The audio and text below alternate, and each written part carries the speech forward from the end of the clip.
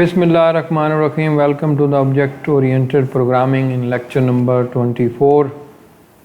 आज के लेक्चर में हम और एक एग्जांपल कवर करेंगे। पिछले लेक्चर में हमने ट्रैवल मैनेजमेंट की एक छोटी सी एप्लीकेशन बनाई थी और उसमें हमने देखा था कि क्लासेस और ऑब्जेक्ट्स और कंस्ट्रक्टर ये प्रैक्टिकली कैसे यूज़ होते हैं। आज के लेक्चर में हम एक और कॉन्सेप्ट जो हमने पढ़ा था पिछले कई लेक्चर्स में हम देख रहे थे, स्टैटिक डाटा मेंबर्स, उसका यूज़ हम एक एग्जांपल में देखेंगे। और आज हम एक स्टूडेंट की ही एप्लीकेशन बनाने लगे हैं जिसमें बेसिकली हम नए नए स्टूडेंट बनाते चले जाएंगे और उनके जो रोल नंबर हैं वो ऑटोमेटिकली जनरेटेड होते चले जाएंगे। यानी अगर मैं 1 से स्टार्ट करूँगा तो आगे इंक्रीमेंट, जैसे ही आप एक नया स्टूडेंट बनाएंगे तो अगला जो स्टूडेंट है उस आने वाला स्टूडेंट का रोल नंबर पिछले स्टूडेंट से एक इंक्रीमेंट होके नया रोल नंबर उसको एलोकेट हो जाएगा। और ये काम हम स्टैटिक डाटा मेंबर से ही अचीव कर सकते हैं और इसको डिटेल से हम आज कवर करेंगे। तो स्टार्ट करते हैं। आज कोड जो है वो अपना स्टार्ट करते हैं। नई फाइल बना रहे हैं हम यहाँ पे, सोर्स फाइल। और जैसे आपको पता है कि शुरू में प्री प्रोसेसर डायरेक्टिव्स आएंगे,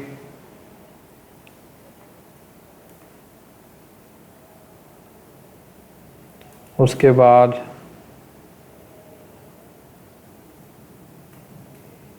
conio.h आ गया।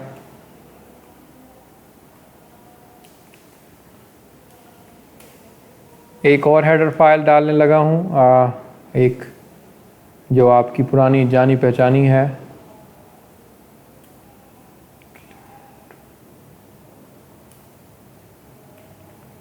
stdio.h। ये क्यों डाली है, इसकी वजह है कि एक फंक्शन हम यूज़ करेंगे स्ट्रिंग के लिए, वो इसमें डिफ़ाइन है, गेट्स का फंक्शन हम यूज़ करेंगे। और भी तरीके हैं लेकिन ये ज़्यादा बेटर है इसलिए हम इसको यूज़ कर रहे हैं। आगे यूजिंग नेम स्पेस,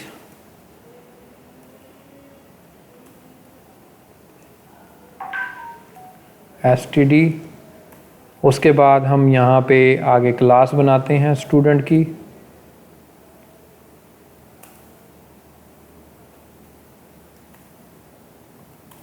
और स्टूडेंट की क्लास के अंदर मैं अब यहाँ पे सबसे पहले वही डाटा मेंबर्स दूंगा, प्राइवेट। सबसे पहले मैं यहाँ पे स्टैटिक डाटा मेंबर बनाने लगा हूँ, इंट, जिसमें हम यानी नंबर ऑफ़ स्टूडेंट्स इंक्रीमेंट करेंगे। तो मैं इसका नंबर ऑफ स्टूडेंट बना रहा हूँ। ये वेरिएबल का नाम है, आप चाहें तो इसको और शॉर्ट कर सकते हैं लेकिन बेटर यही है कि वही नाम यूज़ करें जो पढ़ा जा सके आगे और पता भी चले कि किस लिए बनाया हमने। रोल नंबर का वेरिएबल बना लेते हैं जी।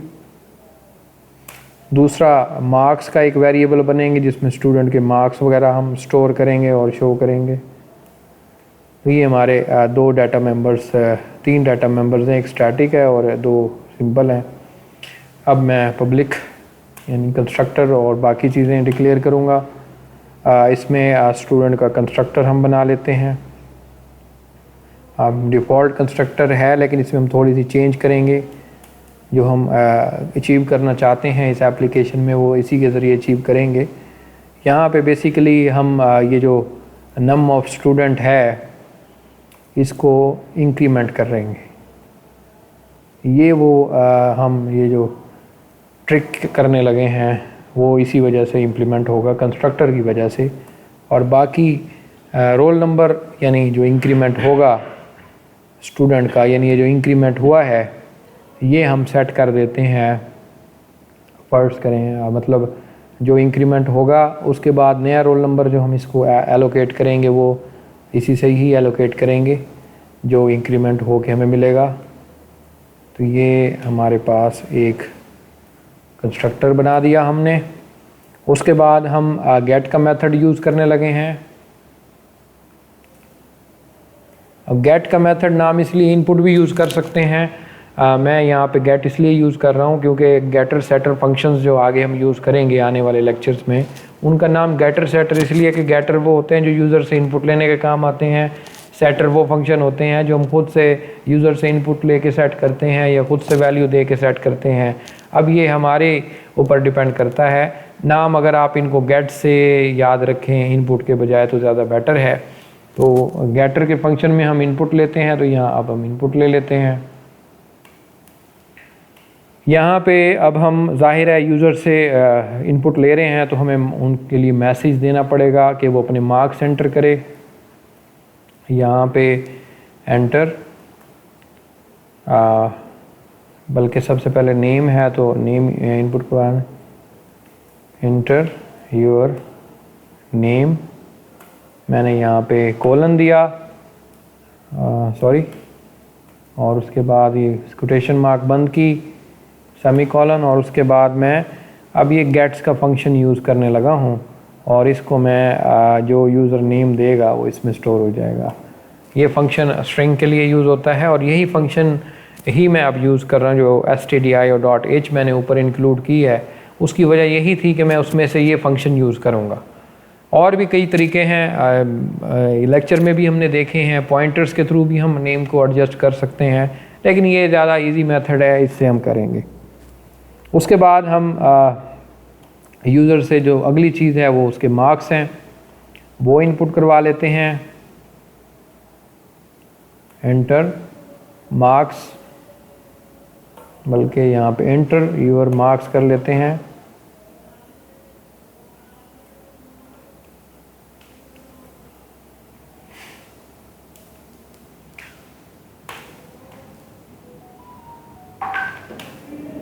ये सिंपली जो है वो मार्क्स का जो वेरिएबल बनाया है उसमें इसकी इनपुट चली जाएगी। तो ये हमारा नेम का सेव मैंने नहीं किया था, इसको सेव भी कर लेते हैं। Student auto roll number increments. अब ये देखिए इसका नाम मैंने ऐसा रखा है कि मुझे इजीली कल को ये फाइल पड़ी होगी तो अंडरस्टैंडेबल होगा। यही वजह है, नाम अगर आप प्रॉपर रखेंगे अपने डायरेक्टरी में तो वो चीज़ें अब आपको इजीली जो है वो स्टोर हो जाएंगी। अब उसके बाद आगे हम जो बेसिकली करने जा रहे हैं, आखिरी मेथड रह गया इसका शो का, यानी डिस्प्ले करने का। वो भी मैं लिख लेता हूँ, यहाँ पे शो का मेथड बना रहा हूँ। और शो के मेथड में बेसिकली अब मैंने चीज़ें वो रोल नंबर और नेम और ये सारी चीज़ें शो करवानी है एज़ यूजुअल। तो वही सी आउट के ज़रिए हम ये काम करेंगे। सबसे पहले मैं यहाँ पे स्टूडेंट का जो रोल नंबर है, आप यूर रोल नंबर लिखना चाहें या सिर्फ रोल नंबर लिखना चाहें, ये भी अब आपके ऊपर छोड़ा। उसके बाद यहाँ पे मैंने प्रिंट करवा दिया रोल नंबर का वेरिएबल जो, और आखिर में एंड एल नई लाइन पे मूव हो रहे हैं। उसके बाद नेक्स्ट हमारे पास जो चीज़ है वो है हमारे पास स्टूडेंट का नेम प्रिंट करवा लेते हैं। और ये ऑफ कोर्स नेम के वेरिएबल में लिया है हमने, साथ हमने नई लाइन पे भी मूव हो गए हैं।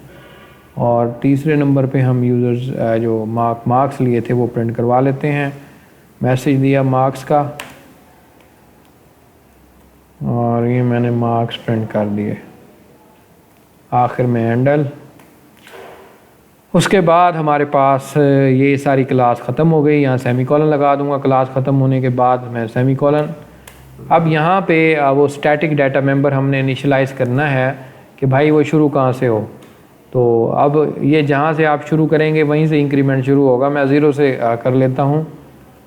तो ये इन टाइप का हमने बनाया था और किस क्लास का है, स्टूडेंट क्लास का है।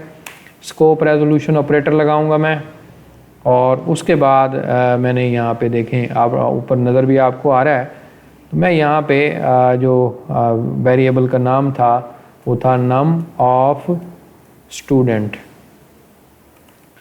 इसको मैं यहाँ पे ज़ीरो से इनिशियलाइज़ कर दूँ। आप 500 से करेंगे तो ये 500 से शुरू हो जाएगा, लेकिन मैं ज़ीरो से करूँगा इसको। उसके बाद मैं आखिर में अब अपना मेन फंक्शन लिखूँगा। अगर आप यही जो ऊपर आपने ये फंक्शंस लिखे हैं ये क्लास से बाहर करेंगे तो इधर ही करेंगे, क्लास के बाद ये स्कोप रेजोल्यूशन से, ये हम पहले तरीका देख चुके हैं। अब यहाँ पे आगे कल अपना मेन फंक्शन लिखेंगे, इंट मेन।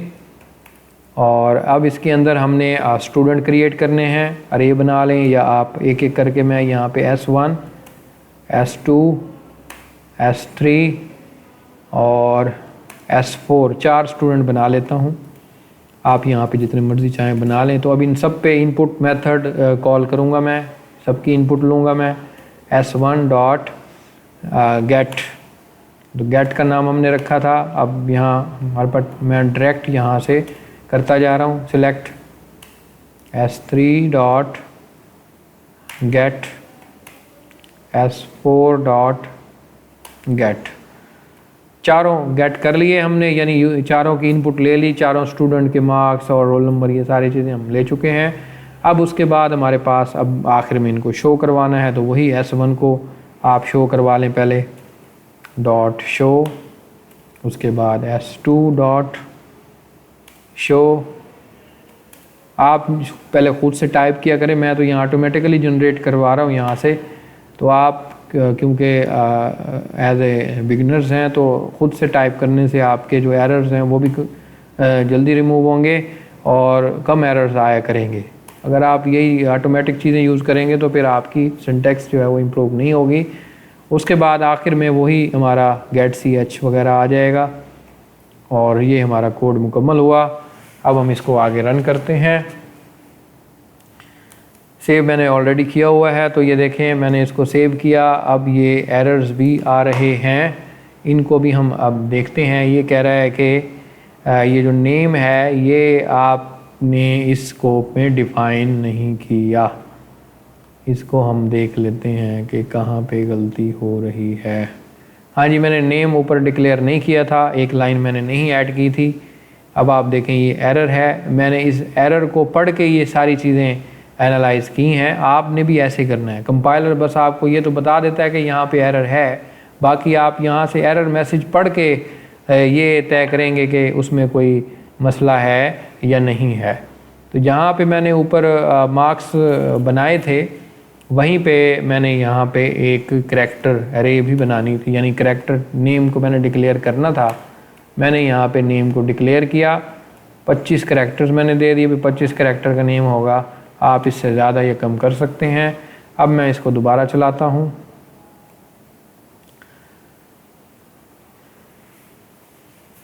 तो अब आप देखें कि एरर मेरा वो रिमूव हो गया, वजह आपको सामने आ गई। अब ये एरर आप देखें किस तरीके से मैंने एनालाइज़ किया है। ये आपने ये स्किल आपके पास खुद आएगा जब आप कोड खुद से राइट करेंगे, यानी जब कोड आप राइट नहीं करेंगे तो ये स्किल नहीं आने लगा। तो अब इसको हम रन करते हैं। तो ये देखें अब आपसे ये नेम मांग रहा है, 4 स्टूडेंट ये एंटर करवाएगा। यहाँ पे मैं सबसे पहले जाहिद एंटर कर लेता हूँ, उसके मार्क्स हैं 300 वर्ड्स करें। और उसके बाद हमारे पास नेक्स्ट जो S2 मांग रहा है मार्क्स, यहाँ पे मैंने कुछ चेंज किया है और चेंज करने का मकसद ये है कि वो पुराना फंक्शन है गेट्स का, उसकी वजह से मतलब एक स्टूडेंट तो वो इनपुट कर लेता है, उसका नेम दूसरा नहीं कहा रहा था क्योंकि ओल्ड फंक्शन है, उसकी स्पेसिफिकेशन में इशू है। हम C++ का कोड यूज़ कर रहे हैं, तो मैंने थोड़ा सा चेंज किया है, वो देख लें कि मैंने क्या किया है। एक तो मैंने वो stdio.h जो है वो ख़त्म कर दिया क्योंकि वो गेट्स की फ़ंक्शन मुझे की अब ज़रूरत नहीं है, इसलिए मैं यहाँ पे वो यूज़ नहीं कर रहा। अब मैंने किया ये है कि मैंने ये जो नेम पहले करैक्टर रखा था, मैंने उसकी टाइप स्ट्रिंग रख दी है। बेसिकली C++ में स्ट्रिंग टाइप बनी हुई है, जैसे हमने बनाई थी लास्ट लेक्चर में, आपको याद होगा जब हम कॉपी कंस्ट्रक्टर ये स्ट्रिंग टाइप बना रहे थे, वो कंपोजिशन और एग्रीगेशन की एग्जांपल अगर आपको याद हो, वहाँ पे हमने स्ट्रिंग बनाई थी। तो ये पहले से बनी हुई टाइप है, तो मैं डायरेक्ट वही यूज़ कर लेता हूँ। मैंने बस स्ट्रिंग नेम यही चेंज किया है, बाकी कुछ भी चेंज नहीं किया इस कोड में, सब कुछ वैसा है जैसे अभी हमने लिखा है। बाकी देखें सब कुछ वैसे है, सिर्फ नेम की टाइप मैंने स्ट्रिंग रख ली है और मैंने कुछ भी चेंज नहीं किया। अब कंपाइल करते हैं और इसको रन करते हैं।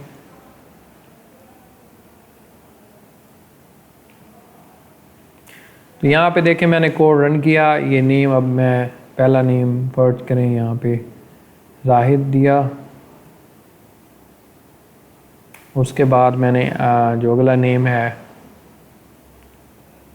नासिर, सॉरी ये तो मार्क्स एंड इनपुट है, तो 100 मार्क्स टोटल कर लेते हैं, उसमें से 88 मार्क्स हैं इसके। और दूसरा नेम मैंने ज़ुबैर दे दिया, उसके मार्क्स मैंने 70 कर दिए।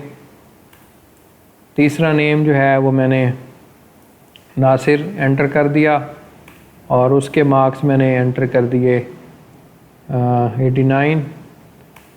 उसके बाद अहमद एक नाम एंटर कर रहा हूँ और उसके मार्क्स मैं 70 एंटर कर देता हूँ या 75 एंटर कर देता हूँ। तो ये 4 नाम मैंने दे दिए हैं। अब देखें कि यहाँ पे इसका जो रोल नंबर 1 जनरेट हुआ, उसके बाद जाहिद और ये उसके मार्क्स, उसके बाद इसका रोल नंबर ऑटो 2 जनरेट हुआ, फिर 3 और 4। इसी तरह मैं अगर और बनाता जाऊँगा तो ये ऑटोमेटिकली रोल नंबर खुद ब खुद इंक्रीमेंट होते चले जाएंगे और ये काफ़ी यूज़फुल मेथड है। बेसिकली हो ये रहा है क्योंकि ये एक समझा देता हूँ मैं आपको, स्टैटिक मेंबर फंक्शन है और static member function basically class based होता है, ऑब्जेक्ट बेस्ड नहीं होता। हम क्या करते हैं, यहाँ पे S1 जब बनाया तो कंस्ट्रक्टर कॉल होगा, यानी जब ऑब्जेक्ट बनता है तो उसका कंस्ट्रक्टर कॉल होता है। तो उस वक्त स्टूडेंट इसकी हमने डिफ़ॉल्ट वैल्यू 0 रखी हुई है तो ये उसको कर देता है 1। S2 जब बनाते हैं तो ये उसको कर देता है 2। S3 हम बनाते हैं तो ये उसको कर देता है 3 और फिर हम उसके रोल नंबर में फ़ौरन वैल्यू एंटर करवा लेते हैं। तो ये इस वजह से हो रहा है क्योंकि हर यानी ऑब्जेक्ट क्रिएट होने पे ये जो स्टैटिक डाटा मेंबर है इसकी वैल्यू मेंटेन रहती है, यानी वैल्यू इसकी ख़त्म नहीं होती। अगर ये कोई नॉर्मल वेरिएबल होता तो वहाँ पे ख़त्म हो जाता। तो ये आज का लेक्चर था। आज के लेक्चर में बेसिकली हमने स्टैटिक डाटा मेंबर्स की प्रैक्टिस की, उसको एक एग्जांपल में देखा और यूज़ करके देखा। आप इसके काफ़ी फ़ायदे भी हैं, आप भी इसको किसी एप्लीकेशन में और ये बुक में भी एग्जांपल हैं, वहाँ से भी आप इसको यूज़ कर सकते हैं। तो आज का लेक्चर मैं यहीं पे ख़त्म करता हूँ। अगले लेक्चर तक के लिए खुदा हाफिज़।